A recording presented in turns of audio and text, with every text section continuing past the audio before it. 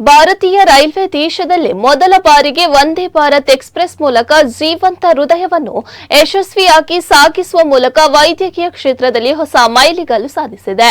ಸೂರತ್ನಿಂದ ಅಹಮದಾಬಾದ್ನ U N Mehta institute of cardiology and research ಸೆಂಟರ್ಗೆ ಹೃದಯವನ್ನು ಕಸಿ ಉದ್ದೇಶಕ್ಕಾಗಿ Mumbai central Gandhinagar capital Vande Bharat express ಮೂಲಕ ಕಳುಹಿಸಲಾಯಿತು. ಸುಮಾರು 3 ಗಂಟೆ 45 ನಿಮಿಷಗಳಲ್ಲಿ ಹೃದಯವನ್ನು ಅಹಮದಾಬಾದ್ಗೆ ತಲುಪಿಸಲಾಯಿತು. ರೈಲ್ವೆ ನಿಲ್ದಾಣದಿಂದ ಆಸ್ಪತ್ರೆಗೆ ಗುಜರಾತ್ ಪೊಲೀಸ್ ಹಾಗೂ ರೈಲ್ವೆ ಭದ್ರತಾ ಪಡೆ ಸಹಯೋಗದಲ್ಲಿ ಗ್ರೀನ್ ಕಾರಿಡಾರ್ ನಿರ್ಮಿಸಿ ಯಾವುದೇ ವಿಳಂಬವಾಗದಂತೆ ಹೃದಯವನ್ನು ಆಸ್ಪತ್ರೆಗೆ ಸಾಗಿಸಲಾಯಿತು.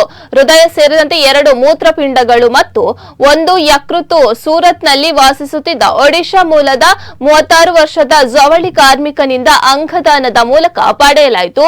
ಮೆದುಳು ನಿಷ್ಕ್ರಿಯಗೊಂಡಿದ್ದ ಹಿನ್ನೆಲೆಯಲ್ಲಿ ಕುಟುಂಬಸ್ಥರು ಅಂಗದಾನಕ್ಕೆ ಸಮ್ಮತಿಸಿದ್ದು 4 ರೋಗಿಗಳಿಗೆ ಹೊಸ ಜೀವನ ದೊರೆಯುವ ನಿರೀಕ್ಷೆ ಇದೆ.